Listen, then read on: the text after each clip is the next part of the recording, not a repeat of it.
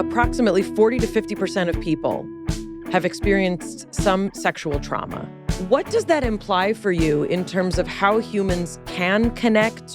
If you have two people that have had sexual trauma and they try to come to meet each other, to have a healing sexual relationship, what's going to come up are not declarative memories, not explicit memories, but body memories. All of a sudden, the relationship just disintegrates, and we wind up departing ways because we're unable to find that healing connection with each other because we're stuck with it in ourselves. It's something that it takes time to heal, and willingness to open to another, and willingness to share our feelings and our emotions with others so that we can connect at this level and let it be sexual healing.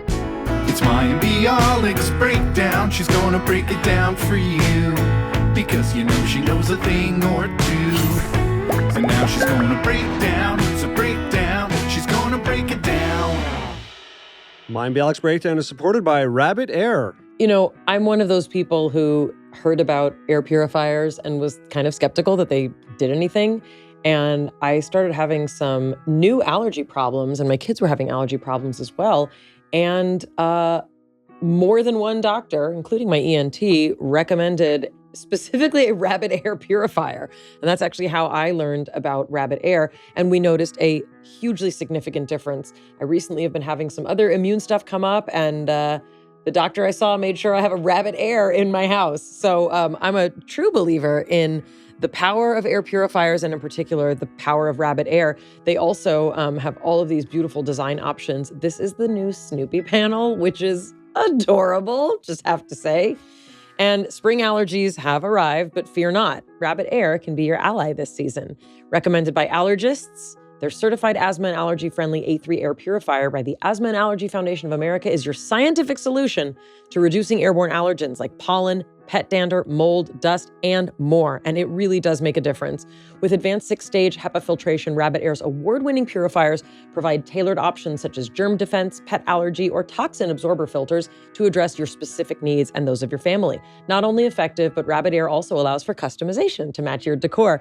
You can choose from their artist series featuring iconic designs like The Great Wave by Hokusai, Starry Night by Van Gogh, Peanut Snoopy, and Hello Kitty. Rabbit Air empowers you to combat spring allergies effectively. Visit rabbitair.com or call one of their consultants 24/7 for expert advice. That's RABBITAIR.com. Hi, I'm Mayim Bialik. I'm Jonathan Cohen. And welcome to our breakdown. This is the place where we break things down so you don't have to. Today we're getting embodied. Today we are getting embodied. And in case you think that trauma is what happened to you, it's not. It's what happened to you in the absence of an empathetic, fully present witness. You might be like, trauma, I don't have any of that. Your body has stored memory and procedural memory, which we explain, and they could be very much impacting how you think, feel, behave, and even how you think about how you're behaving. We're going to talk to literally the inventor of the way that we now understand how the body holds memory and trauma. We're talking to Peter Levine. He is the creator of Somatic Experiencing, which is a way to help us access memories in the body of an event and not simply the story. And the notion that you may not even have to know or fully understand things that happen to you in terms of the narrative, but that your body already has memory that you may not even realize. This is the guy that when he said this, people were like, you're crazy.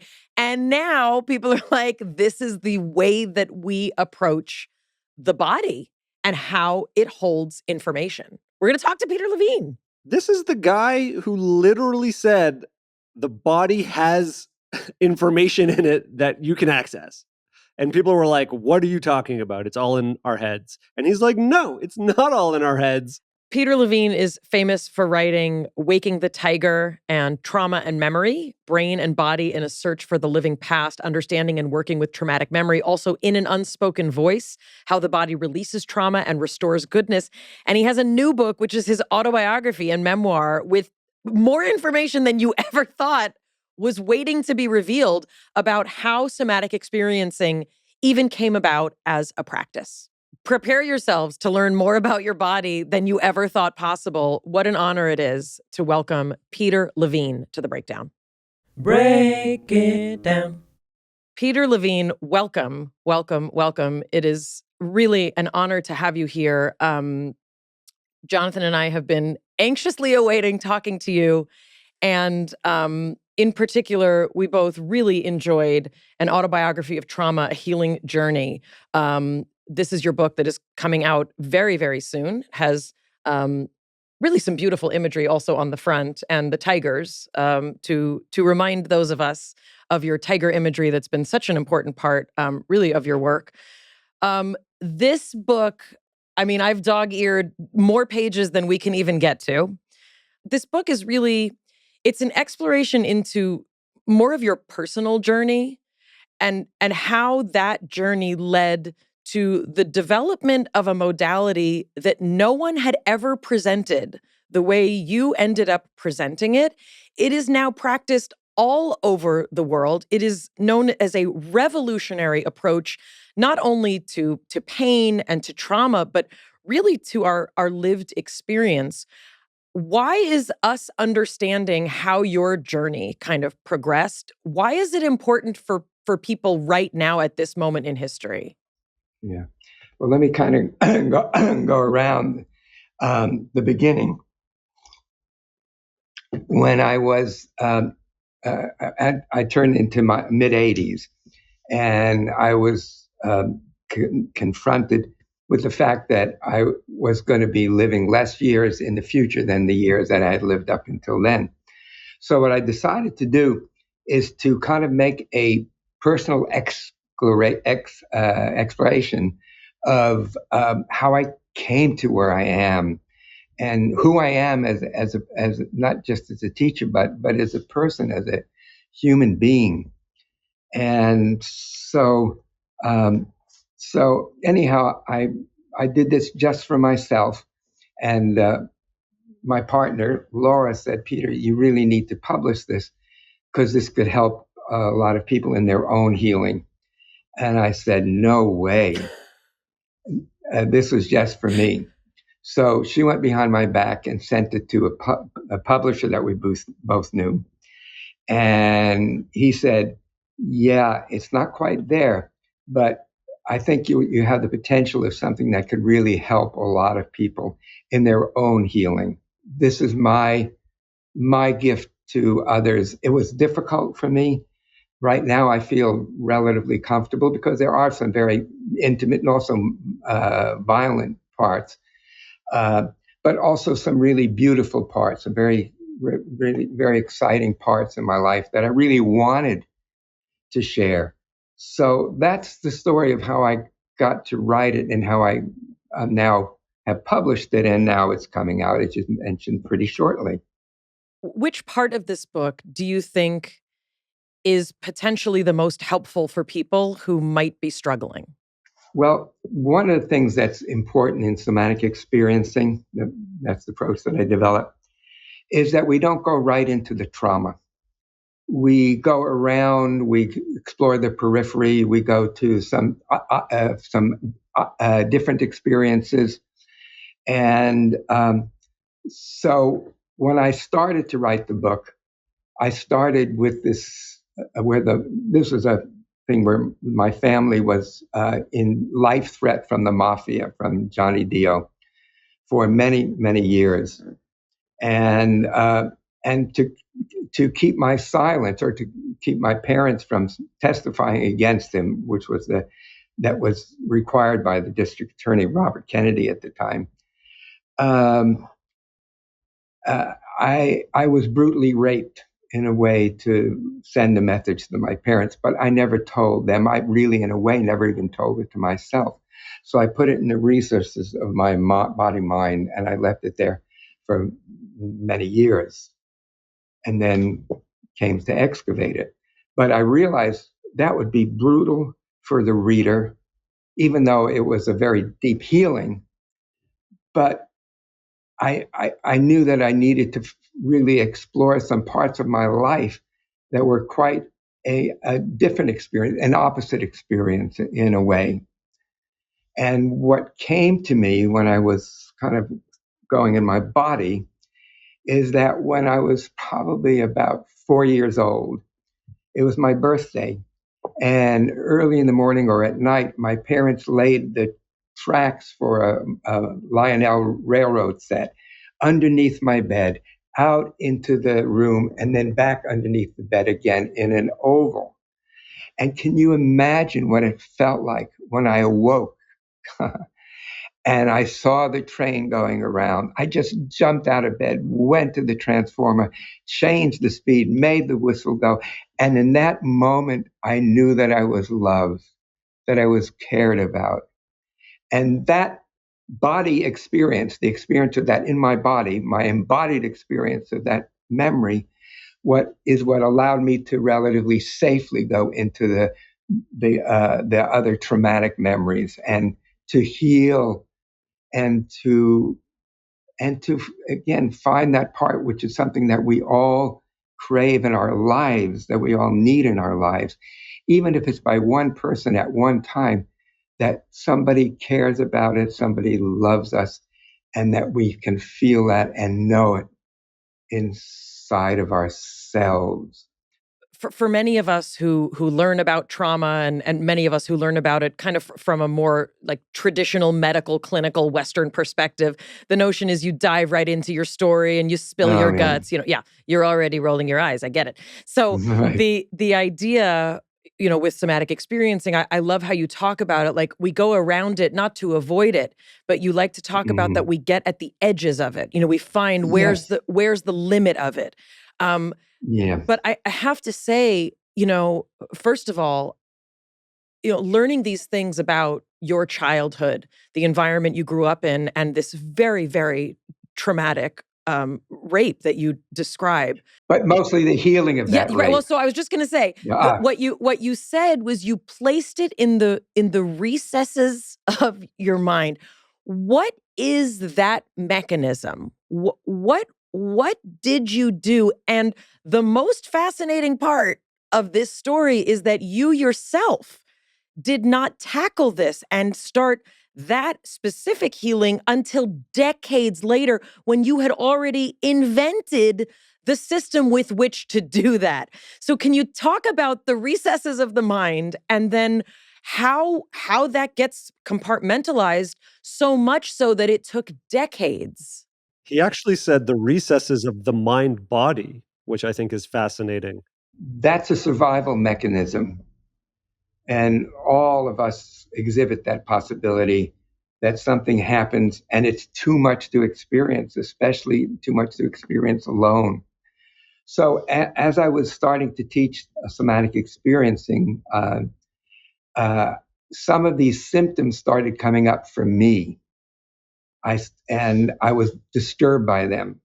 And so I asked one of my students to sit with me, to be with me, to go and to explore this and to see where it would take me and take us. What were those symptoms? Like, can you give us an example for people who have no idea what it would be like to put something in the recesses of your mind body for decades? What did this look like for Peter?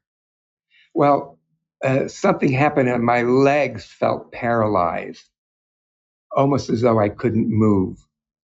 I also experienced like that my throat was clogged up with some kind of a white substance. And that continued to come up for me. So I asked my students to now be my therapist, to be my teacher, and to sit with me. And the first thing she noticed is there was a slight shuffling with my feet, with my legs. And she brought that to my attention, and I could feel it. And then I could feel the movement and feel the movement increasing. And then all of a sudden, the images started to appear from the situation, from the rape. And she was there and she put her hands, she asked if it was okay to put her hands on my shoulders. And I said, yes, please. So it really helped to have that other be with me. And one of the things I write about, that trauma is not just what happened to us, but instead what happens in the absence of the empathetic other, of that present empathetic other. And she provided that for me, as well as being my guide to body sensations. And that makes such a difference, you know. And one of the things that people say, well, what does it take to be a trauma therapist? Well, first, it amounts to doing our own work. That's pivotal. But it's also about being present in our own being, in our own bodies. And that's the essential, an essential ingredient. And she was that way for me. And even though I'd been that way for many other people, it was, in a way, a new experience for me. It's important to me that the supplements I take are of the highest quality, and that's why for the last 3 years, I've been drinking AG1. Unlike many supplement brands, AG1 conducts relentless testing to set the standard for purity and potency. So many people have asked if AG1's actually the real deal, and trust us, there's a reason why I've been drinking it for so long. Quality for AG1 is not just a buzzword. It's a commitment backed by expert-led scientific research, high-quality ingredients, industry-leading manufacturing, and rigorous testing. At each step of the process, AG1 goes above and beyond industry standards. I know that I can trust what's in every scoop of AG1 because it's tested for 950 contaminants and banned substances, while the industry standard typically only tests for 10. AG1 is NSF certified for sport, one of the most rigorous independent quality and safety certification programs in the supplement industry. Taking care of your health shouldn't be complicated. AG1 simplifies it by replacing multiple health supplements like multivitamins, digestive aids, immune support, and more in just one simple scoop. AG1's ingredients are heavily researched for efficacy and quality, and I love that every scoop also has prebiotics, probiotics, and digestive enzymes for gut support. Also has vitamin C and zinc to support immune health. We've partnered with AG1 for so long because they make a high-quality product that we genuinely look forward to drinking every day. If you want to replace your multivitamin and more, start with AG1. Try AG1 and get a free 1-year supply of vitamin D3 plus K2 and 5 free travel packs with your first subscription at drinkag1.com/breakdown. That's drinkag1.com/breakdown. Check it out. Mayim Bialik's Breakdown is supported by BetterHelp. You know, Jonathan, my social battery is feeling a little low right now because it's a really busy time of year and I'm not recharging enough. It can be so easy to ignore our battery, our social battery, right? And spread ourselves thin, especially with social gatherings that are picking up after winter. What's the right amount of socializing for you and how do you recharge? Maybe you thrive around people. Maybe you need more alone time. Therapy can give you the self-awareness to build a social life that doesn't drain your battery. I used to think I had to do every single thing I was invited to. I thought I had to go to every party, every social event. I didn't know it was draining my battery. You used to have a really hard time saying no, even a couple years ago. Well, it's something that therapy has continued to help me refine. If you're thinking of starting therapy, give BetterHelp a try. It's entirely online, designed to be convenient, flexible, and suited to your schedule. Just fill out a brief questionnaire. You'll get matched with a licensed therapist. You can switch at any time for no additional charge. Find your social sweet spot with BetterHelp. Visit betterhelp.com/break today to get 10% off your first month. That's BetterHelp. HELP.com/break. So, okay, how do these things disappear or go into hiding? Well, first of all, the brain is a very interesting organ, and it has the possibility of having all kinds of different departments. And in some cases, these different parts are not in communication with each other. I mean, I think you know about that because that's some of the doctoral work you were, Yes. Yeah. And so it's just like they don't connect. So you don't know, you get a little piece here, like the sensation of my leg and the image of the white gunk, but still it wasn't connecting. But moving through the bodily experience, it did connect and it allowed me to process those difficult sensations and emotions. And rather than intense emotions, body sensations is the key to healing trauma. Yeah. And I think you were talking about Waking the Tiger. That's one of the things that I talk about in Waking the Tiger, is that it's not, first of all, it's not about reliving the trauma. That's rarely helpful. There are one of the things about somatic experiencing, it's not a therapy per se, but what it is, it allows people to do what they do better, to do how they do what they do. So we have people trained in many, many, many disciplines. And again, it's to me, this was very important that we support other people, cognitive behavior therapists and so forth. We've had a number, and physical therapists and many different disciplines take the training, and it's open for anybody really who has some kind of certification in some way, and also some people really who are just, I guess you would call, healers. Again, it was open also to people who did these different kind of healing modalities. So that's something I'm very proud of, that we were able to be true, keep true to that. The other thing is, well, it's somewhat related, is denial, and then a higher level of denial, which is dissociation.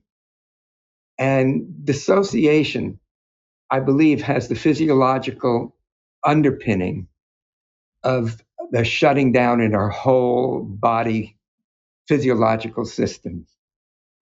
And dissociation is one of the most fascinating phenomenon that protects us from the overwhelm, which we did experience in the absence of that other person at that other holding presence. So nobody really, honestly, nobody really knows what dissociation is. That's more or less how I perceive it.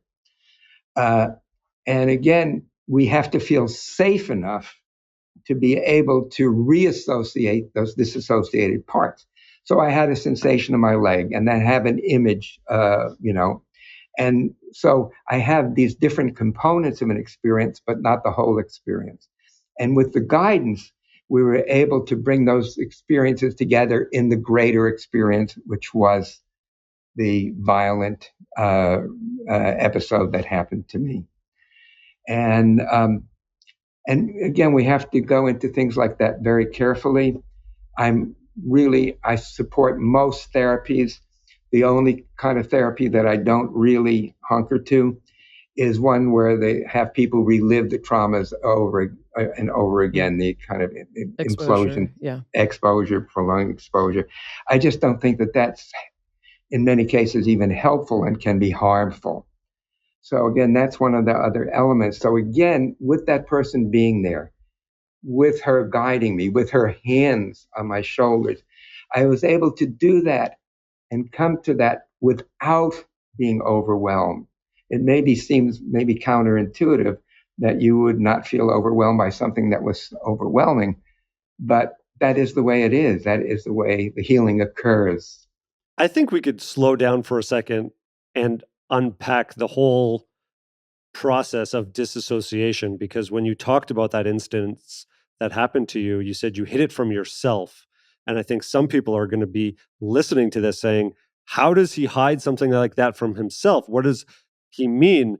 And the reason to explore this is because I think it's a prime example of what a lot of people are going through, where they have this stored emotion in the mind body, but it is hidden from themselves. And what we're saying is that through this work, we can actually reconnect with aspects of ourselves that we have lost, that we may not even realize we have lost because we weren't in the loving presence of someone to help us process it. So we were overwhelmed and then created some form of disassociation. But can you sort of explain that process for people so that they understand that this has probably happened to them at some level? Yeah. Well, again, it's not just these horrible things, but other parts that were that we're supportive, that we're caring, that we're holding, they also get lost to us.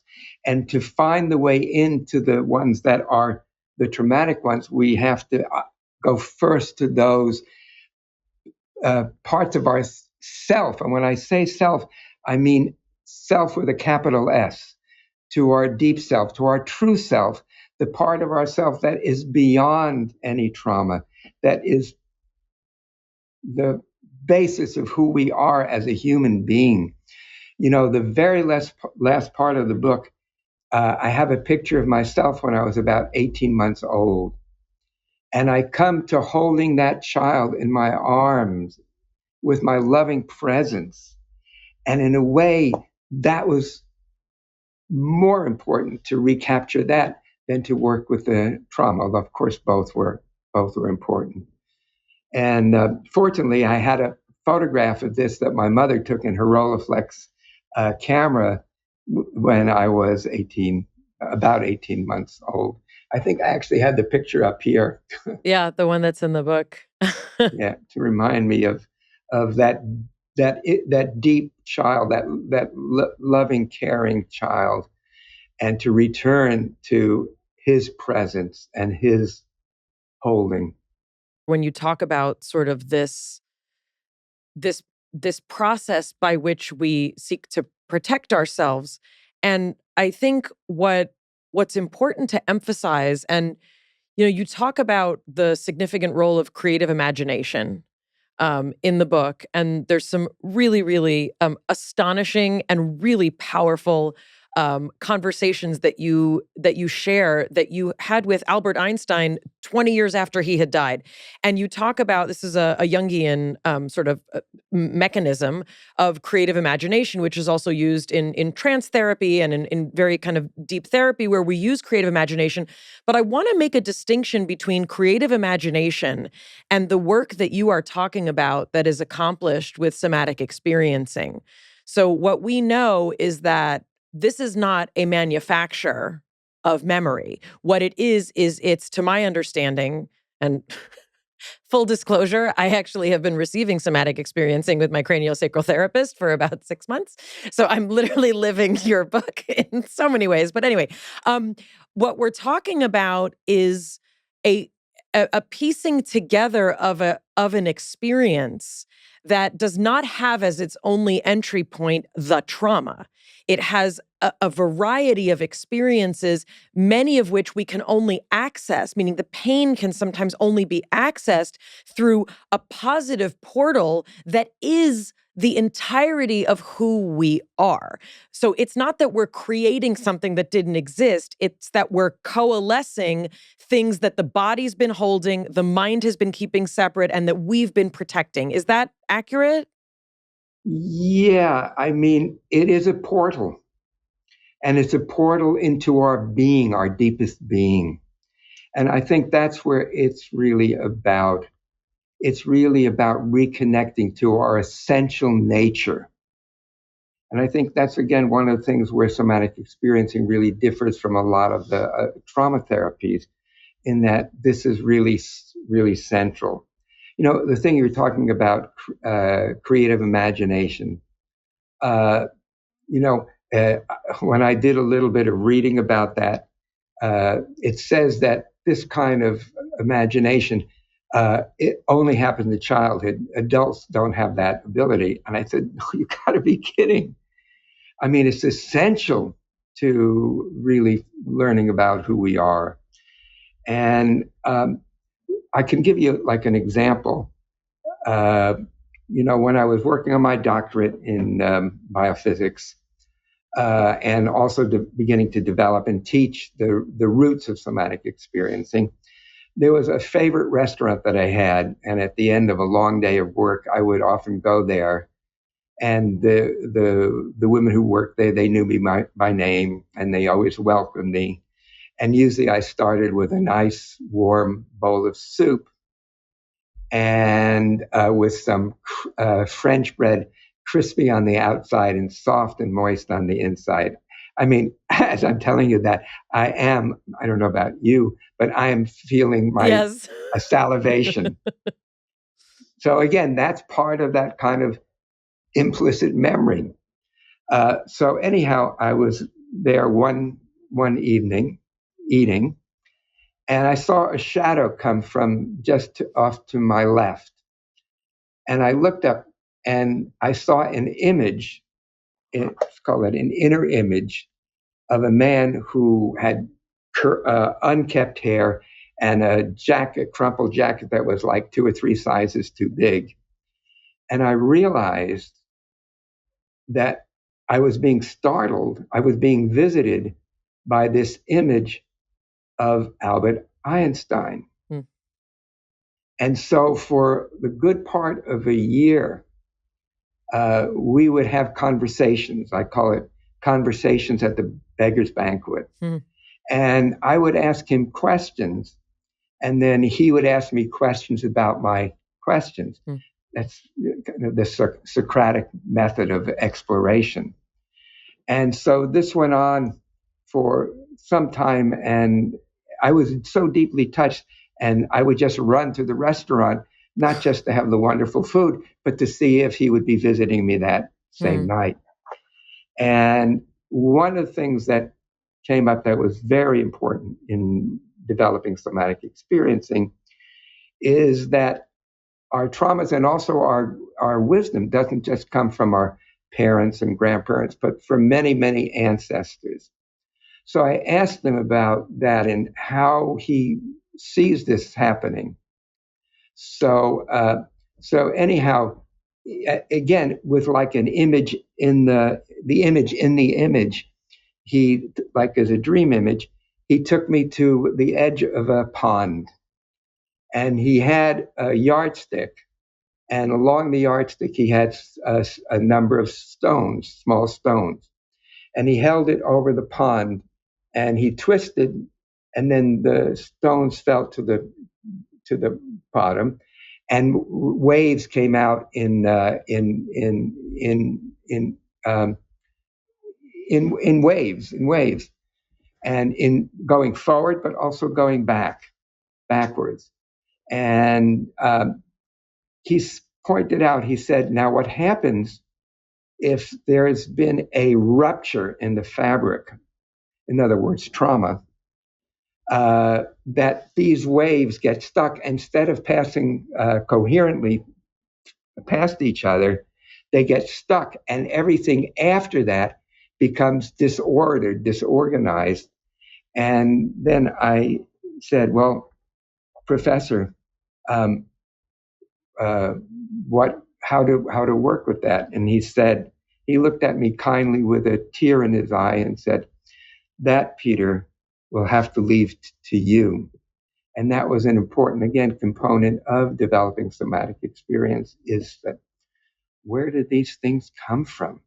What happens? How do we lose that forward movement in our lives and our ancestors? And then it occurred to me in a moment of clarity that the thing, you just had to find the places where it was stuck and just unstick a number of them, a few of them, so that the wave gets reestablished. And I thought, oh my goodness, of course, this is a time-space continuum. And that was, I don't know if it was the last, but that was one of the last times that we met together. And so then about 35 years ago, a long time after that, I was visiting my parents in the Bronx, and I was going to museums, so I came back and I walked in the door, and they were sitting on the sofa, and I noticed the bookshelf above them. One of the books was the General Theory of Relativity by Einstein. So that prompted me to tell my parents, especially my mother, what had happened to me and the visitations, those active imagination visitations of Einstein. And she said, Peter, you didn't imagine that. That really happened. And I said, what? And she said, and my mother, if she would have been born today, she certainly was intuitive, but she could have maybe even been a psychic. And she said, when you were in utero, you were 8 months in utero, and your father and I were paddling on a canoe in this lake, and all of a sudden a wind came and turned the canoe over, and we were unable to right it, and we would surely have drowned. But then a small sailboat came along, and they pulled us to safety. It was an old man with rumpled hair and his stepdaughter, and they announced themselves, presented themselves as Albert Einstein and his stepdaughter. And she reasoned that since he had saved my life, that in that moment of life saving, that we were bonded and were always bonded together. And so these, I guess you can call them synchronicities, these things that have happened in my life have really made such an important impact in developing the work I develop, but in who I am, and learning to really support not just from people in my life, but also from people from generations past. Support for Mayim Bialik's breakdown comes from Betterment. Everyone likes to kick back, relax, and just chill every now and then. My favorite way is I've been doing guided meditations twice a day, actually, once in the morning, once at night. But if you're into investing, relaxing is the last thing in the world that you want your money to be doing. You want it to be working hard, grinding away. You want it just pounding the pavement. With the Betterment Automated Investing and Savings app, that's exactly what your money does. Their automated technology is built to help maximize your returns. It rebalances your investments, auto-adjusts, and reinvests your dividends, which can increase the potential for compound returns. All without you lifting a finger. Bottom line, your money's out there hustling while you're kicking back and chillaxing. Visit Betterment.com to get started. Investing involves risk, performance not guaranteed. Mayim Bialik's breakdown is supported by Third Love. My body is supported by Third Love, too. Do you want a bra that's sexy or a bra that's comfortable? Well, thanks to Third Love, I get to have both. Third Love was started to take all the frustration, ick, and out of bra shopping. That's why they make solutions for every bra problem, also known as problems. Their bras make it easy to bring back the support you've been missing, get smoothing you know where, and have straps that actually stay put. They're staying put right now, folks.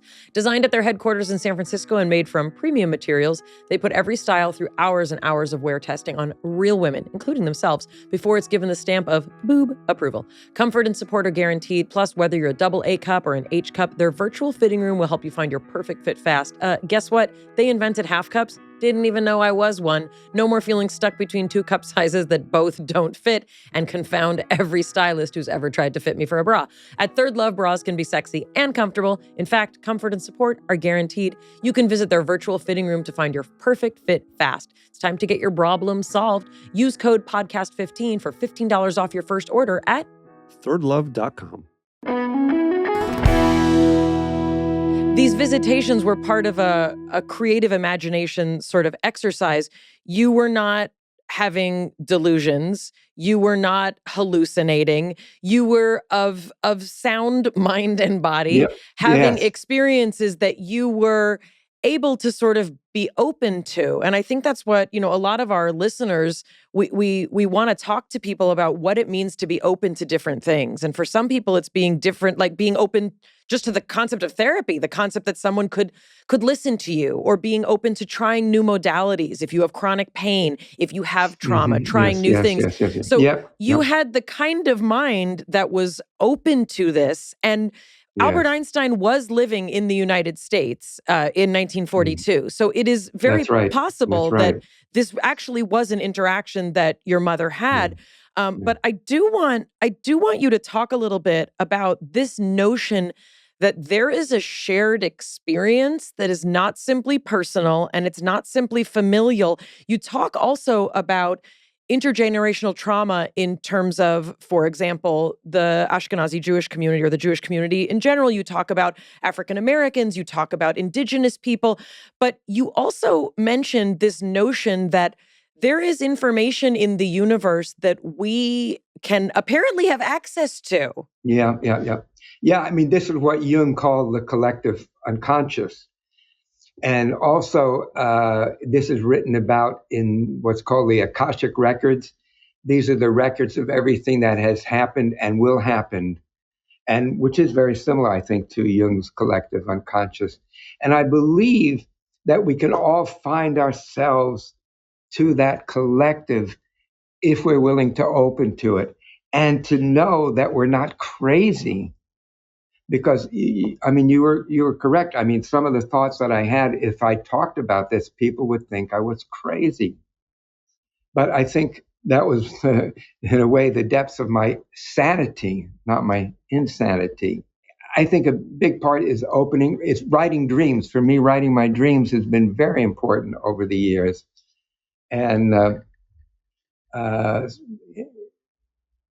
and knowing there is a greater knowledge, a greater wisdom, that our limited knowledge is just limited, and that when we open to these collective aspects of experience, we are privileged to learn a great amount of wisdom and knowledge and wisdom, but really about wisdom. I wonder if you can talk a little bit more about these ripples that you mentioned. It's this beautiful image, and for you it was part of this sort of Einstein, these creative conversations you were having. And what struck me about that visual is obviously it's one of the most powerful images that we have as scientists is to understand wave motion and wave theory. And so, one of the most accessible things, especially as we're learning things about physics and delving into these aspects of the mechanics of the physical world, is this notion of ripples. And I love how you talk about that. The what you were tasked with was getting those unstuck. That when you have these intersections and you get them unstuck, and I especially loved this chapter in the book where you talk about your initial mathematical and physics sort of origins. You talk about how somatic experiencing really evolved from the notion of you have the second law of thermodynamics, which is if you put energy into a system, it's going to tend towards disorder. That's called entropy, and that's just one of the laws of the universe. But you add to that, and it kind of kept adding. You add dissipative theory and catastrophe theory as these influences that essentially showed you, and I think this is sort of what the unsticking is, but I wonder if you can clarify it. My understanding, and when you talk about what an empathetic present witness is to trauma, those are the boundaries that you can place around a system that otherwise would tend towards disorder. It would tend towards chaos. But when you put these boundaries around it, when you put in energy that otherwise could be perceived as chaotic and negative, what you have is the system will start to right itself. Is that the unsticking? Yes, it is. It's or another aspect of the unsticking. Like you mentioned the second law of thermodynamics. The universe is going to hell in a handbasket. Or more practically, if you take ice and you introduce energy in the form of heat, the ice melts and becomes water. So water is more disordered than ice. Ice is more crystalline structure, is more, yeah. And then if you continue to add more energy, the water then becomes vapor, which is much less organized, much more entropic. Now, there's a field called dissipative structures. And the idea is that if you have a complex system, which the brain is, actually, that was one of the things that I demonstrated in my doctoral dissertation, that the brain is a dissipative structure. And so if you introduce energy in a small enough amount, it will tend to go to disorder. But if you don't introduce too much all at once, it will then actually all of a sudden go into a higher level of ordering. In somatic experiencing, one of the basic principles is about titration. You don't put energy into the system too quickly, too rapidly, because that could rise into an entropic result. So you do just enough for a beginning of a change. Like you said, you get the place where the waves have been stuck, and you just give it a little bit of a cheek. And in other words, you titrate what you've done. And that titration then allows a higher order than before. And I think, again, that's one of the keys in somatic experiencing is when you do this correctly. I mean, if you think about this, we look at a window. If you have an intervention that doesn't go up to the window, it's not going to mean anything. If you have one that goes above the window, then that could wind up in disordering. So you want to be able to find that place, the titration, that just is between too much and too little, and then find that window. And in that window is the reorganization of the mind, body, psyche, brain, nervous system. So I wonder if you can also talk about, I really didn't know anything about your journey as a student or a graduate student. I assumed that you came out of, I don't know, some Berkeley home, like being in touch with the universe and like just communing with crystals and the Akashic Records. But can you talk a little bit about, you come from a much more sort of hard science perspective, and then you added also ethology, meaning the observation of animals in their natural state, ended up being such a huge influence for you because we are animals in our natural state. Can you talk about sort of what you originally started out studying and how you decided to then, evolve into being the person who created somatic experiencing? Yeah. Well, I mean, you're right. I started with pretty hard science. For example, I took courses in quantum chemistry, quantum physics. But what was most important, most revealing to me was the study of ethology. And ethology is the study of wild animals in their natural environments. And I was privileged to have contact with Nicholas Tingberg during this time. And Tingberg and two other people won the Nobel Prize for ethology, the studies of animals. And so I learned a lot from him and from observing animals. And one of the things that became eminently clear is that prey animals in the wild, are really traumatized, even though their lives might be threatened many times a day.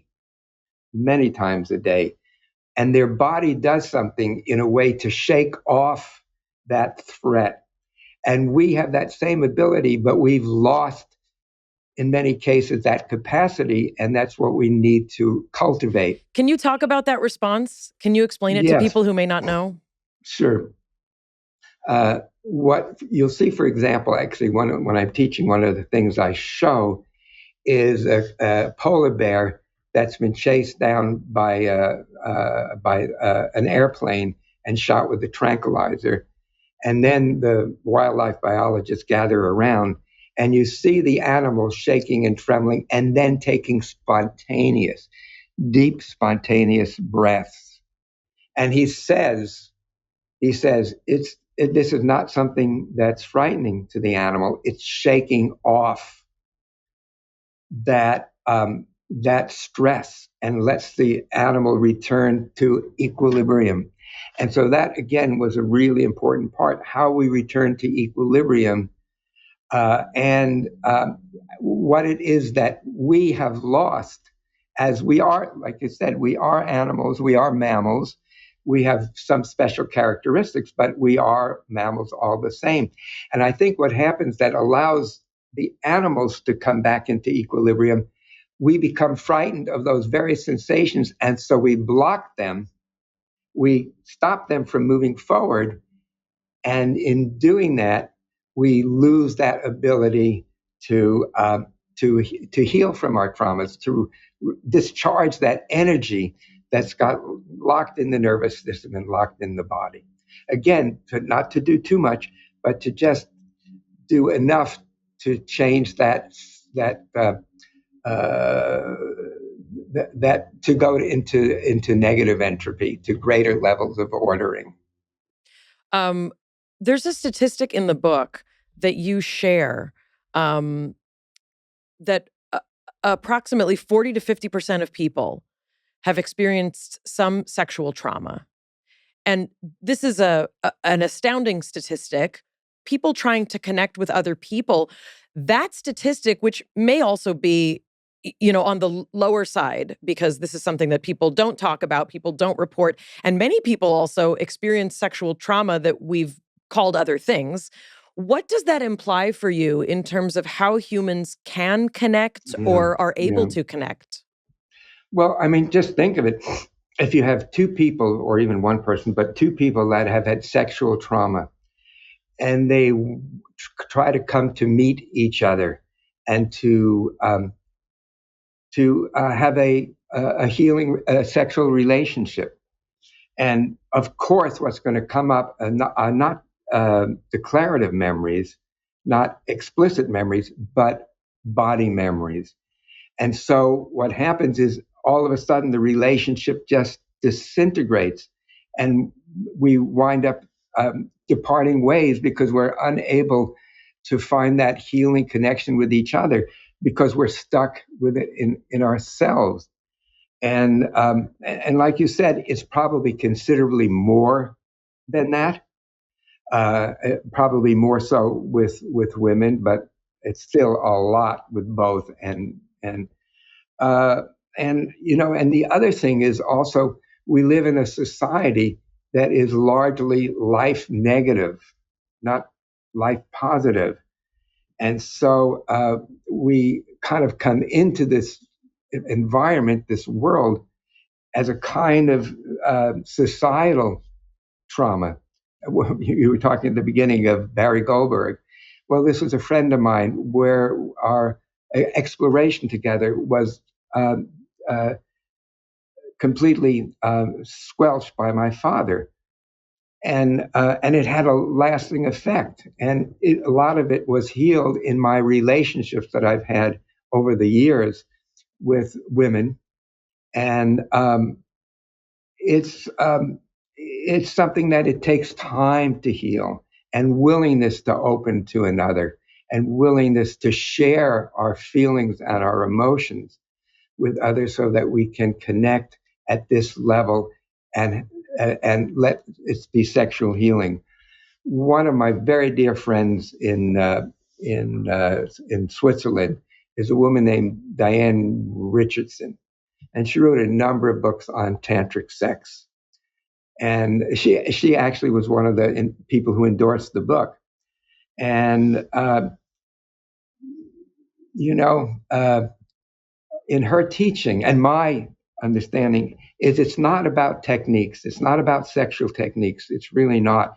It's really about being present with another person at many different levels, psychological, physical, emotional, spiritual, and to use this as a catalyst, a gift to open to these different dimensions through the sexual portal.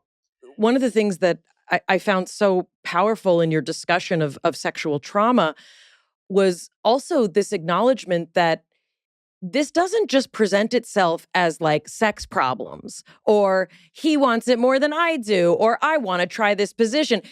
What you talk about is that in a truly intimate relationship, sex and physicality is one part of it. But if there's trauma of a sexual nature, it very often will come out in the emotional realms, in the connecting realms, in how we speak to each other, or my favorite technique, like the cut and run, like, oh, this doesn't feel good, I must need to leave, right? And that we sometimes can't even trace it. We can't even get back to it. But, you give an experience of, you talk a lot about sexual experiences, not in a sensationalistic way. You really do, you do a great service, to this discussion, because I think it is a part of so many people's experience. But I wonder, can you speak a little bit to what it can look like, when you have sexual trauma? What does that look like emotionally? What does it feel like spiritually? Sometimes it feels like we're filled with fear, anger, grief. And if we can open to those feelings in ourselves with that chosen other, then we can find a deeper healing at all of those levels: psychological, emotional, sexual, spiritual. And I believe that is the greatest gift that we can provide for each other. And I am so deeply moved by those who have done that for me, who have held that present for me and have let me mature as a more full human being. I wonder if you can talk about, there's a really special place in your heart and in this book for the experience of babies and children. And you talked a bit about, us learning to have compassion, for that child within us. And, I've talked a lot on this podcast about my tremendous aversion to any conversation about the inner child. It took me many, many years and honestly decades in therapy before I was even able to really understand it. But you talk about that there are things that happen to babies and children, in many cases pre-verbal. Can you please explain for people who do not understand this or don't want to believe it, how does the body and the mind hold memory like that, especially Yeah, if it's pre-verbal? Like what yeah, is it? Where yeah. is it? Well, let me give you an example from myself again, because that's what I know the most about.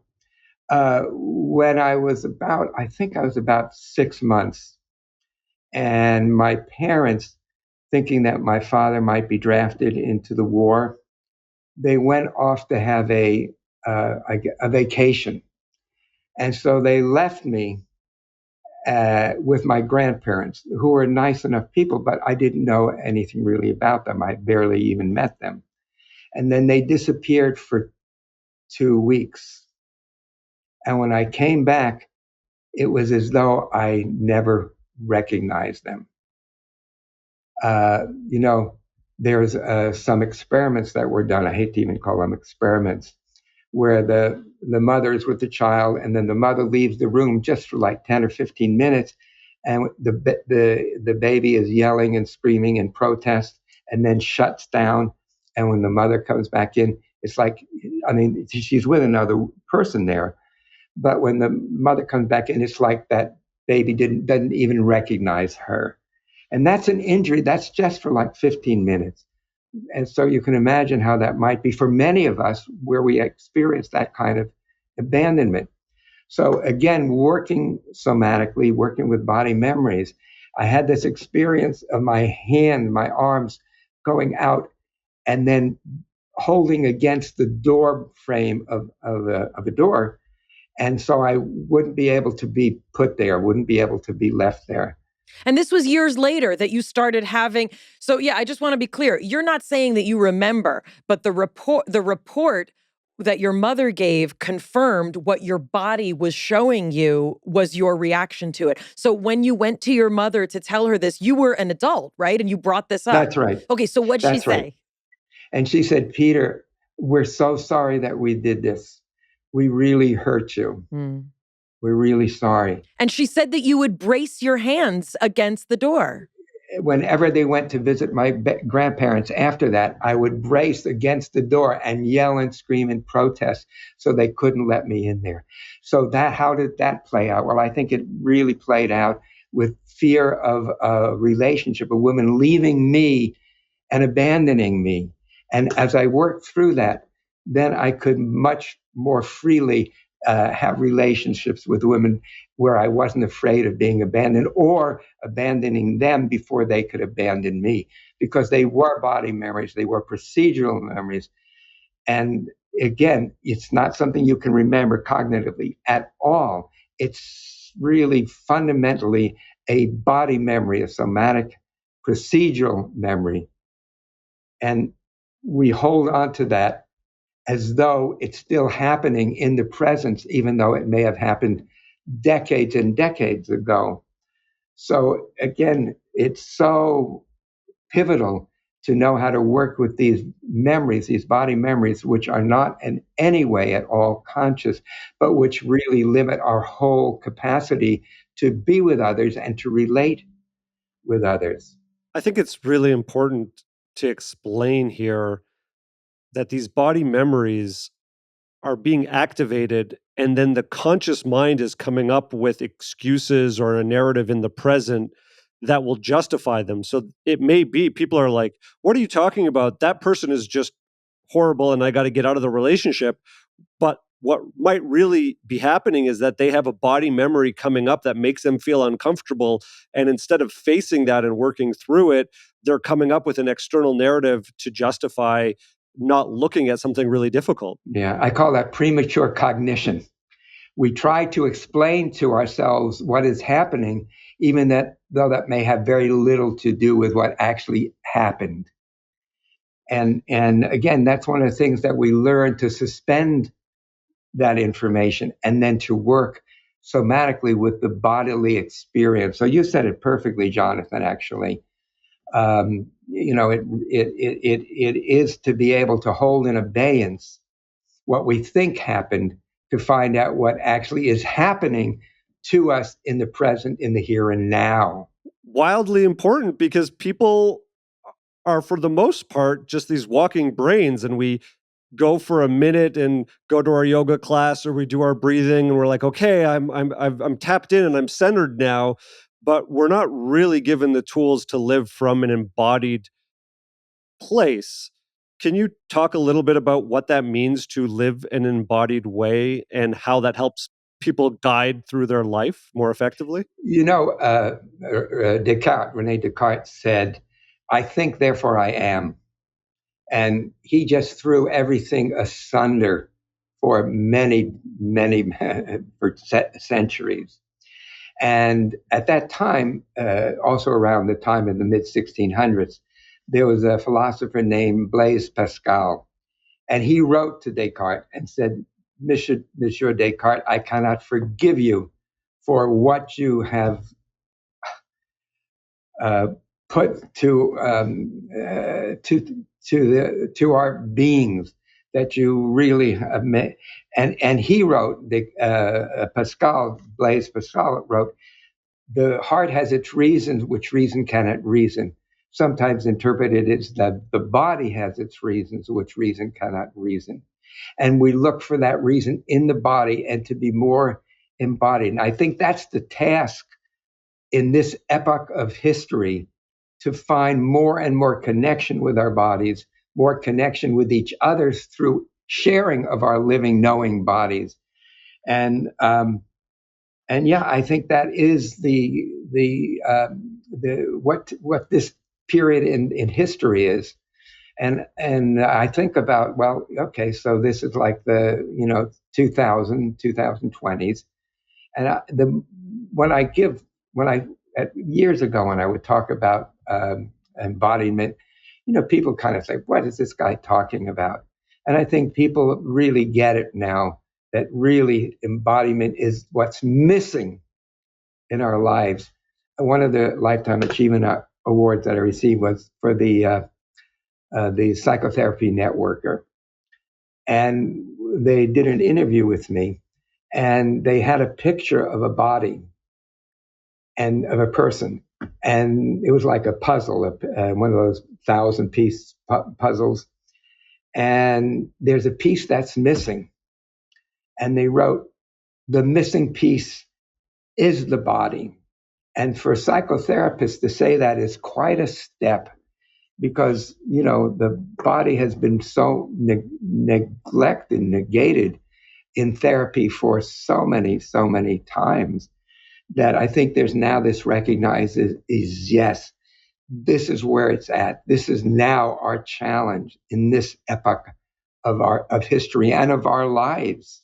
It's also harder now than ever before because of digital technology. We're able to be constantly distracted all the time.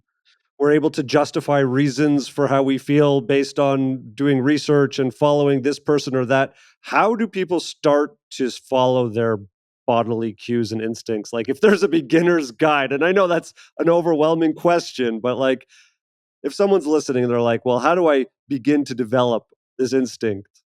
Okay, well, first of all, have times when you're not using any devices. So when I'm done with this wonderful interview, I'm going to move, I'm going to dance.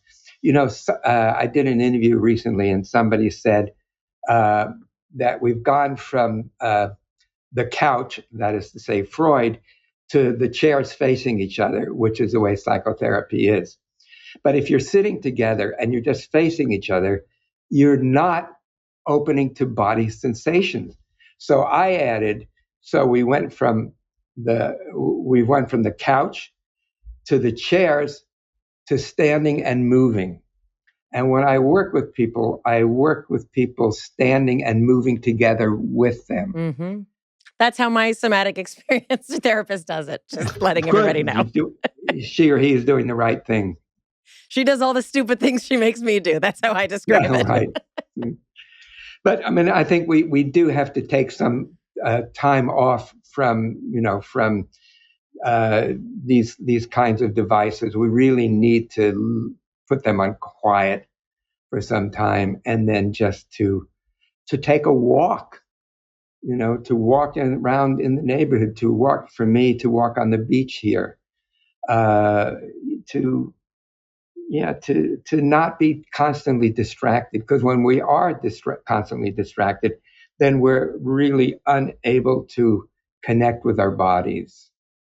And when I see, some young people together, and maybe there are a couple of dozen, and they're supposedly meeting for a time together, but all of them are on their devices. They're not connecting with each other. They're not connecting with themselves. So I think we really need to take quiet time, to not have our devices on. And I think that's a really good first step to connecting with ourselves. And I think we all desire that. It's not something that we're necessarily comfortable with, but it's something I think that we all really want for ourselves and for our others. There's something you talk about also a lot in the book, which in particular, I resonated with because you come from the same neighborhood that my parents grew up in. And you tell a lot of the same stories that my father would tell about all of the physical activities that you like to do as a child. But I think that there is something to what many of us would dismiss as generational. Like, oh, older people played, they went outside, but we have other things to do. But, you talk about, going to the park. That was something you did as a kid. Or like you played stickball, like as I said, stickball. And when I was a kid, I was born in 1975, and we were often allowed in the summer to just be out all day. Like you would just like ride your bike and come home to eat. And then you'd go out again because every time you came in, they made you do a chore or asked you to do something. So we stayed out a lot. There was a lot of play. And I've noticed I have an 18-year-old and a 15-year-old, and Jonathan also has a 15-year-old. In many cases, they want to like literally be playing video games, or they want to scroll things on Instagram. And I don't mean to sound like such a fuddy-duddy, but there's something to this notion of our bodies experiencing play. Sometimes I would just have like a journal and some markers, and that's what I would do, is I would write and draw as a kid. Can you talk about the importance of play, of creativity, generally, but also specifically somatically? Yeah, well, play actually opens to our creativity. I mean, when you were just speaking, you just took me back to my time when I was, 12 years old, and we would meet, the whole group of us kids would meet, and we would play stickball because none of us could afford, mitts and bats and so forth. And we played and we played, and then my mother, when was ready for dinner, she would always whistle the Beethoven's Fifth Symphony. So So she would put her head out the window and go, and then it was time to come back. But at the end of the meal, we were allowed to go back out again and continued playing. The park across across the house where I was raped, but that was also a place where I played. And playing is so important for creativity. Our body needs to move. It needs, and that's where it's not just a physical thing. It really is a whole basis for creativity. So play is great, and that's I rarely see kids playing anymore. I mean, they're on their devices, but I don't see them playing and doing tag and games like that. And it's oh my God, it's tragic. It really is. And yeah, oh my gosh. Yeah, well, thank you for bringing that memory up for me. Yeah. I wanted to ask about something. In so many ways, so many people are your children and they carry your message and they carry your teachings. But you also specifically reference in the book that this work and the work of reparation that you've done on yourself, the healing that you did, in many cases took the place of many other things in life. What was there a conscious decision that you made of like, this is my family, this is what I build? Oh, wow. Wow. Oh my gosh. Oh, okay. Give me a minute here. In developing somatic experiencing over 50 years, I had to make a decision. I don't think it was conscious at the time, that I wouldn't have children of my own because it took all of my energy to develop and to teach and to travel around the world teaching. And I was fortunate of having several godchildren. And so being involved with their lives, and we would play together, we would run together, we would play tag together.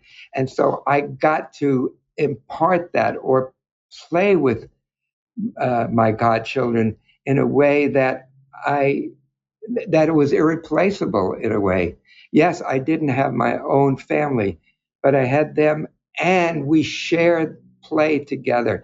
And I'm still in contact with them. One of my first godchildren, he's now in his early 30s, I guess. I was teaching in United Kingdom in September, and I arranged it so he could come and he could be with me there. And it was so great because he was then participating in the sessions that we were doing, and he was just full of life. And so to all my godchildren, to Oshin, to Jacob, to Jada, they really have been an important aspect of my life. And I'm just so grateful to having shared that time with them. It's beautiful. Peter, I want to ask about the first printing of your book, not the one we're talking about now, but the book that really articulated your philosophy. It was published in 1996. Is that correct? Yeah, I think so. Can you describe a little bit about that time period? Because you were introducing ideas that were not welcomed initially. And in many ways, the world has caught up. But I think maybe, we're talking now about somatic experiencing and people need to be embodied, and that language is of the vernacular now. But at the time, it was not. Can you talk about what was so radically different from what was believed then? Right. Well, I mean, that was when I wrote Waking the Tiger. And when I first started to talk about it, I would have people who, if they were there, they would abruptly leave the room, and because they thought that what I was talking about was complete gibberish. And it was, and these were mostly psychiatrists and psychologists. And then fast forward to this time, that never happens. If I'm in a room of 1,000 people, 999 people really are riveted. They really want to know more. They want to learn more. So it's just completely has changed. It's no longer fringe. What did they believe at the time? Like, if you were to bring us back to that era, like, I'm trying to help people understand what is so radically different, because I think we've lost a little bit of the perspective of where the culture was, and really that you were a core part of shifting that culture. Right. Well, people were talking about mental illness at that time. Yep. They were prescribing Xanax like it was Pez. Exactly. Right. Xanax and all those other ones. That it's something that you have to fix the brain because it's not working right.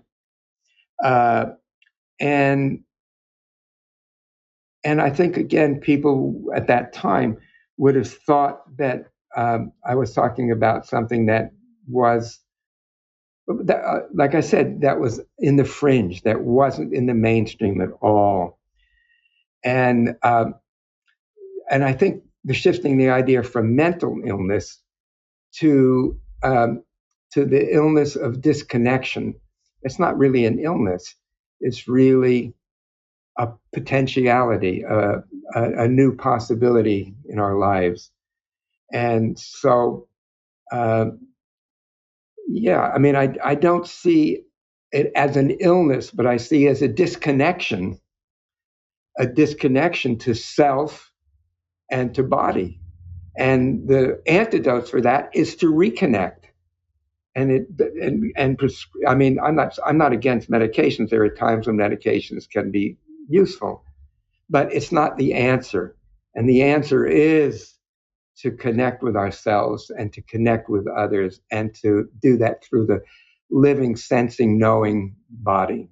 That makes a lot of sense. And if I'm just summarizing what we're saying there, is they had a very almost limited view of what mental illness was, and the notion that we could reconnect through moving towards the edges of that experience and reconnecting with ourselves wasn't in the vernacular at all. No, it wasn't.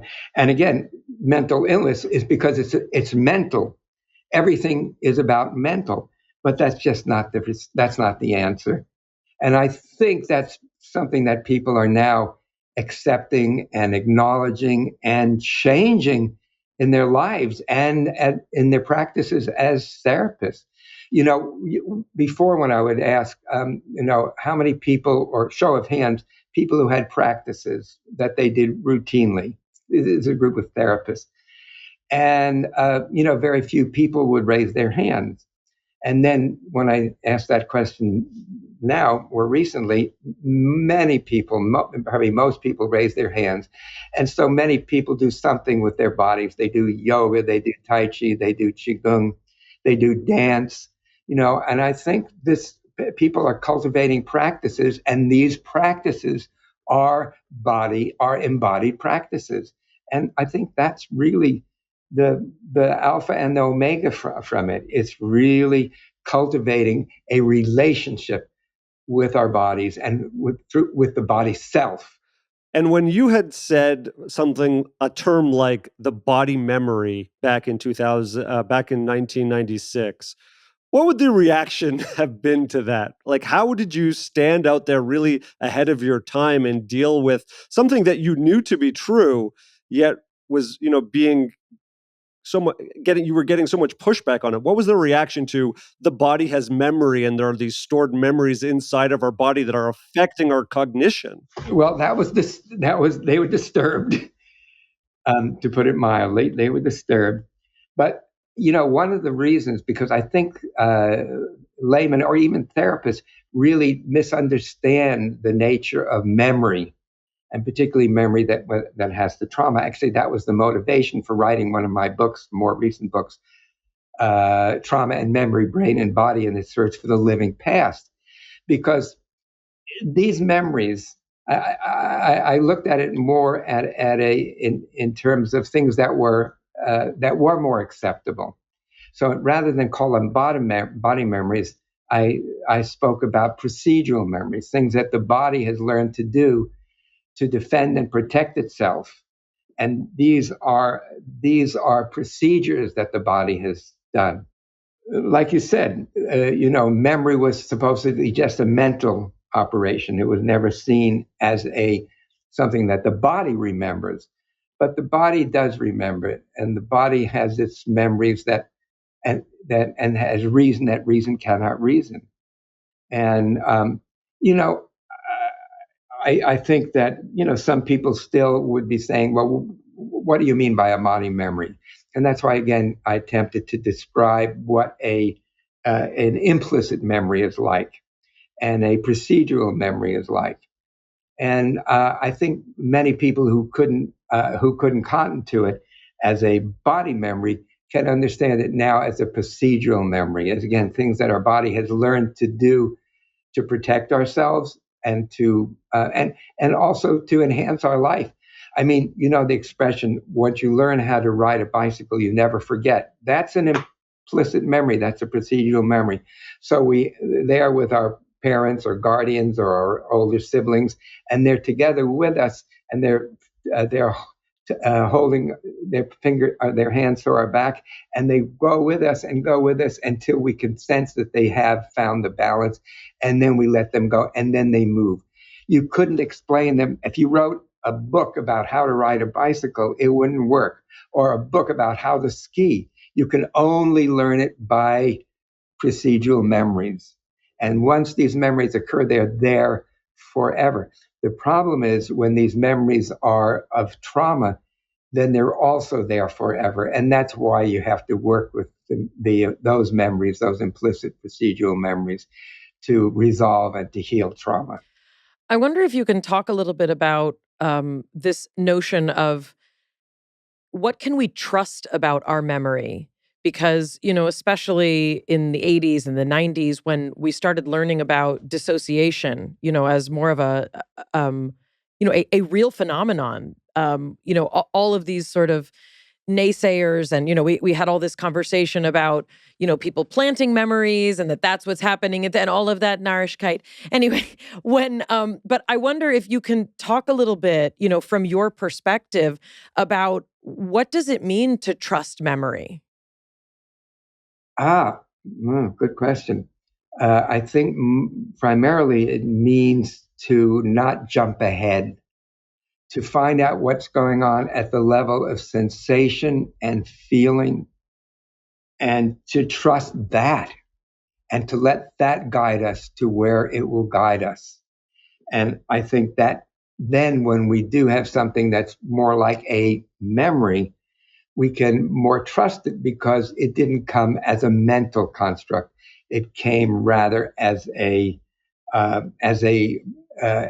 embodied experience, embodied memory of what's called a procedural memory. So yes, we can trust our memories, but not if we jump ahead too quickly. We really need to find the way to connect through the body those procedural memories, and then they will usually lead us to something which is more of an explicit memory, or sometimes called an autobiographical memory. And I talk about those different types of memories. So I think if we don't jump to conclusions, then we can trust. If we jump right to conclusions, then I think we maybe cannot trust. I mean, I again talk about in the book quite a bit about people who have this whole thing about false memories, which was a crazy business. So either all memories were false or all memories were true. And neither one is close to the mark. And, I'll give you one example. I think it's also in that book. I was asked to see this young man who he was having memories of being raped. And he was then involved with a group that would relive their traumas over and over again. and they would yell and scream and so forth. And that he was doing that for almost a year. And he was just getting worse and worse and worse. So then I was asked to see him. I was living in Colorado at the time. And so rather than go to those memories, I had him describe what he was noticing in his body. And he felt his body, his lower back constricting. And I had him follow that movement. And then what came is that when he was 13 years old, he had a circumcision. And his mother was so put off by that she was supposed to change the bandages. So she would literally rip them off, and he was in agony. And that could be experienced as a sexual abuse memory. But by following the bodily response, it was a very different thing. And then that allowed him to heal. And he actually took leave of that because he then took this woman to court about those things that he was made to relive over and over again. That's fascinating. So it really is. And it, yeah. When we talk about sort of, modalities that were previously considered fringe, right? And even talking about body memory, let's say in 1996 was considered fringe, and you had to stand up against so many detractors.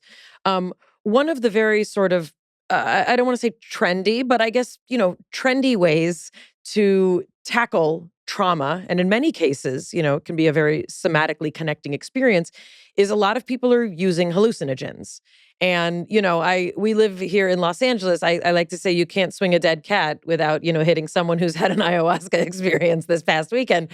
But, you have had some very, very significant experiences with a variety of hallucinogenic drugs. Even quite recently, you utilized 5-MeO. Am I saying all the initials right? DMT, all the things, to really process, kind of what death can look like. By understanding dying, we can truly live, right? If we die before we die, we'll live forever.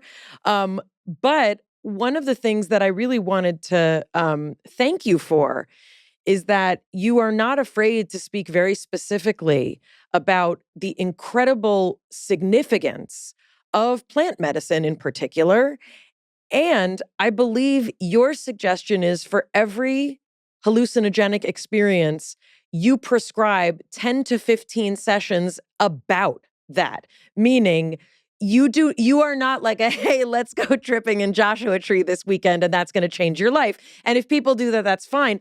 But you literally talk about, and I think it does relate to this notion of being held by an empathetic presence for whatever you're processing. Can you talk about sort of your prescriptions surrounding the use of these very significant medicines? Right. Well, again, I have to be a little bit cautious because when I was in Berkeley in the 1960s. Yes. And obviously, we things all were crazy, Peter. We're crazy with that. But in the book, I really talk about the importance of preparing for one of those catalysts and preparing, for example, wearing goggles and an earphone to just listening to the music without and just the processing. Drug. Without the drug. Without the drug. Prep. And then just processing that. And then after using the drug experience, the catalyst experience, then to do several follows up where you really work specifically with what's going on in the body. And I think both of those are absolutely essential. Otherwise, we're in problematic territory, and potentially dangerous territory. And so, there was a wonderful program, I think it was on Netflix, called The Last Shaman, and about this young man who his parents cared about him and so forth, but they didn't have any warmth. They really weren't holding presence. And so he was, suffering from significant depression. So he, after learning about these substances, he wanted to go and to do an ayahuasca journey. So he went to I think to Peru, and all the shamans that he met were very they were really self-important, and he didn't feel a connection with them. But then finally, in one mountain village in Peru, he found a shaman that he really felt connected with, and so he wanted to do the journey. And the shaman said, "Okay, first for 1 month you have to practice this particular practice, and then after the month, then we can talk about doing the substance." And so he did for that month. But also he was with these people who were very warm, the parents and the children. They were, that was in some ways equally as important as having the experience with the medicine, because he was able to really feel held by them. And again, I think that's something that we can neglect, but at our peril, that we very much really need to be in that holding environment, which the young man had. And then he was clearly doing the rituals for that time, and then being with the others who had kindness and generosity. And he was able to put the two of those together. So, I mean, I think that we really have to be cautious about how these are used. And I think the chapter you're talking about was the last chapter, Living My Dying, Threading the Eye of the Needle. And that was to really come to my final chapter in the book, and my final chapter in my life. And I used one of those substances as a way to open to that. And again, I think, with the right guidance, and that has to be like the last shaman, it has to be the right person who's also psychologically minded or trauma informed, to really do it with them in that way that's most likely to be healing. It's beautiful. I want to just circle back on the Akashic Records for a moment, because it's not psychedelics, but it is an accessing another form of consciousness. And you described, your relationship with Albert Einstein and the conversations you had. And what I was really struck by is it sounded like you were almost working out your theory. It sounded like you came to really understand the mechanism of how somatic experiencing would work and the science behind it through your conversations with him. And it struck me that what you were really doing was having a very deep meditation that Albert could have been a part of, or he could have been the entry point to accessing a larger universal consciousness that was translated by you and then disseminated. And there's a notion that there is all this information in the universe, and the way of the artist is to become attuned to it. And so I wondered if you had ever thought about yourself as this translator of this information that you almost went up into the records or into a collective conscious and said it was time to translate. Yeah, both are true. I mean, it was a deep meditation for sure, but a meditation that was brought on by the of that collective knowledge, of that collective wisdom, and then sharing it with others. I mean, I think in a way that was what I was tasked to do, and I was given guidance along the line, such as, for example, with those sessions with Einstein, and with other people as well. And I think that I was supported in this way so that I could transmit this to others. And the Akashic Records, I think, again, is part of this collective that we all can have access to if we choose to honor it, if we choose to enter into it, if we to learn about it, to read about the Akashic Records, and then to know that we can be privileged by entering into that realm of knowing, which is not a mental knowing, but which is a deep inner sensing and inner knowing. There's kind of a running theme in the book that you sort of playfully give a nod to here and there, but in the end of the book, you really kind of confront it, sort of head on. Many see you as a prophet, in this field and in surrounding fields. There's a few big hitters and you are one of them. So, you talk a lot about also the wisdom that that your mother had. And, this is something I've spoken about on my mother's side. My grandmother was Hungarian, and there was a lot of mystery to certain things. My mother would have somatic things when my grandmother had a stroke, even though, she was far away from her. There was a lot of interesting things and sort of legends in my family. And so when you talked about that with your mom, and you talk about sort of intuiting that you come from a line, of rabbinic wisdom, like, where do you sort of see yourself? Like, many of us see you as, this enormous figure that your wisdom spans so many fields for so many of us. And especially that somatic experiencing is something that's not the practitioner. That is not what you become a practitioner in. That is a tool that you use as you are a practitioner of healing, right? So I'm curious, where do you see yourself as a modern day shaman of sorts?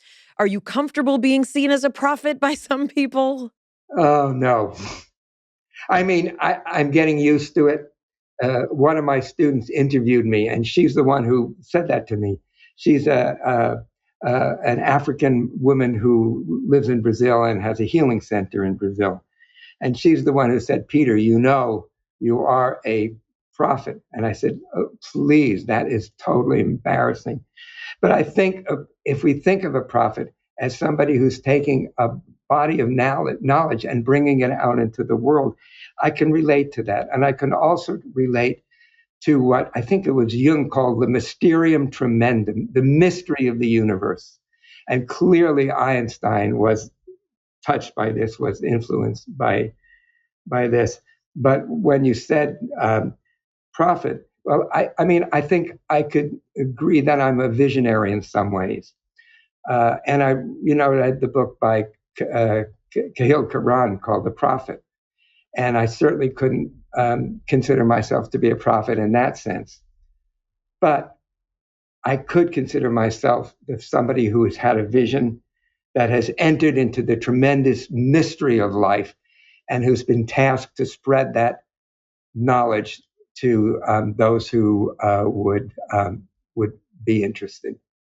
Well, Peter, you're such a significant part of our life, and it's really been such an honor to have you on this podcast. And as I said, I've personally benefited from the work that you have done, that my practitioner has trained in and continues to teach in. So we're so grateful. And thank you for this book, An Autobiography of Trauma, A Healing Journey. It's really a wonderful introduction to the work that Peter Levine has dedicated his life to. And also, it's a beautiful read. It's a fun read. It's really a lovely book. Where else can people find out about you, Peter, if they want to know more? Okay, they can go to somaticexperiencing.com. And also, there's information. We're doing a program called Immersion, and that's about a lot of the stuff we're talking about, and that's, I think, from the end of February to the beginning of March. And it's usually when people have programs, you go to different breakout spaces. So this is done differently. It's in San Diego. It's in a beautiful center there, a hotel center there. And what it is, it's about every day we'll have a new theme. And it starts with us old fogies, the older people, myself, Bessel, Vanderkolk, Gabor Mate. And I think he's been our guest Richard. Here. We know all these people. Oh, yeah. These are really great. So we'll start, but then we'll have the younger people continue with their vision and how they're carrying the work. And so I think it'll be again, you can find that information on somaticexperiencing.com. Also, you can get a link to the trauma healing website for people who want to find therapists or want to learn about the trainings, because they're, like you said, there are trainings all over the world. So those are possibilities. Anyhow, it was really a joy being with you to folks. It really is. And now, if I'm going to live my message, I'm going to get up and take a walk and move and jump on my trampoline and have a good end of the day. Thank you, Peter. I'm going to give you a Bronx cheer because that's what I was taught to do. Oh.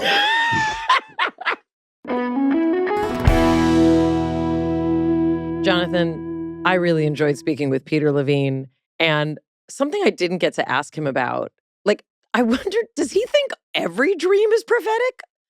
Like, does he think every dream is like trying to tell you something and interpret something? Like, he talks about in his book how, like, somatic experiencing itself, like, there was like a dream and it was like a Celtic vision, and he looked up the Celtic thing and it turned out like that's what he meant to say.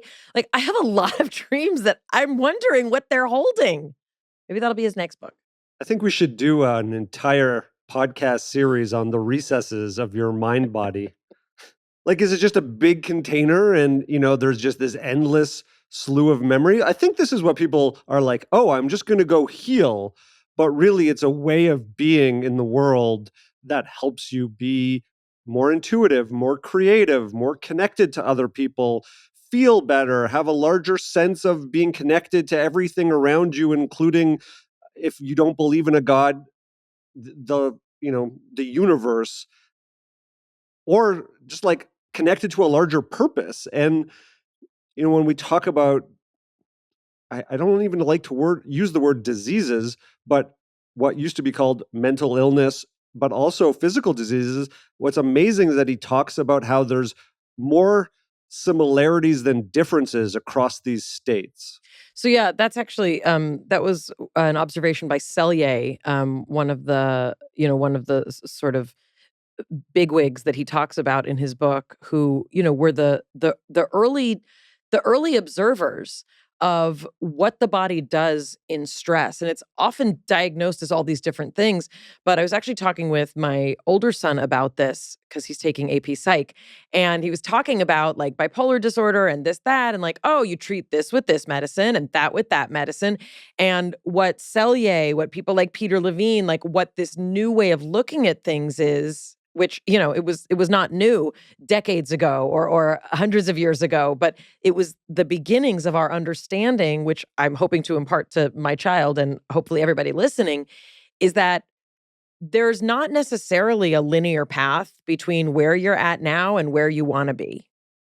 And when we talk about these kinds of modalities, it can feel kind of amorphous. Like, what do you mean it's not its own practice? What do you mean you could be a Reiki healer or a craniosacral therapist or a psychologist and learn this? What it means is that the shortest distance between 2 points, and this is in his book, is not always a straight line. And so it is with healing. We sometimes need to simply learn a new way of seeing, a new way of feeling that opens something up so that you are then the container for all of the things that contribute to you getting better. But it is not like, oh, give me the pill, then I'll be better, and then we don't talk about it anymore. We are all constantly experiencing traumatization, re-traumatization, old memories, old feelings, wounds being opened up, things we thought we were fine with that were not, denial of things that we'd like to believe didn't hurt us.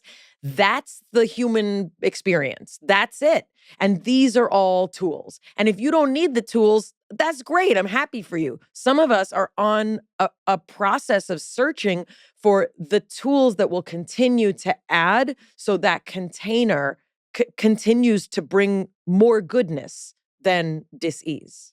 And a lot of people think, I don't need these things. Nothing ever happened to me, to which I say, maybe, but the likelihood that you have gone through childhood without experiencing some form of perceived abandonment, even if it wasn't quote unquote abandoned, the notion that these types of separations from our parents can feel traumatic. And, the sensitive people among us go through this process and this path to uncover these, stored memories that could be impacting us. And what we realize is that there is a euphoric experience of clearing these, what do you want to call them, negative associations or traumatic associations, or They're stuck places. simply just things that are not ideal. If people don't like the word trauma because they're like, oh, we're overusing that word and it's like too much. Well, even things that are just not ideal, not optimal, can leave a residue that once we get to shift can leave us feeling in a larger state of connection. And I like how he talked about that. Like, we're bringing back these childhood and childlike aspects of ourselves that enjoy play and enjoy downtime and don't constantly feel like we need to distract and disassociate and disconnect. And that we're just like out there being able to exist in a way that many of us have a hard time when we're not constantly busy. Jonathan, before we let all of our friends go, I wonder what's your response to if people say, like, this is just digging stuff up, everything's fine. What would you say to people? I would say that these things are impacting us in ways that we don't really realize. There's the matrix narrative in the world that things are happening that we may not realize are happening. And this notion of body memory is one of those things. I believe that it is possible for us to be more joyous, more creative, to feel more at ease in the world. I believe that there is access to a larger intuitive information that helps guide us in life.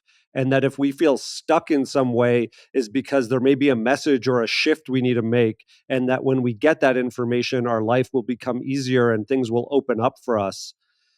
And doing this type of work, going inward to fix things and to unstick things versus going outward, is a real, just a really powerful way to start to experience life differently.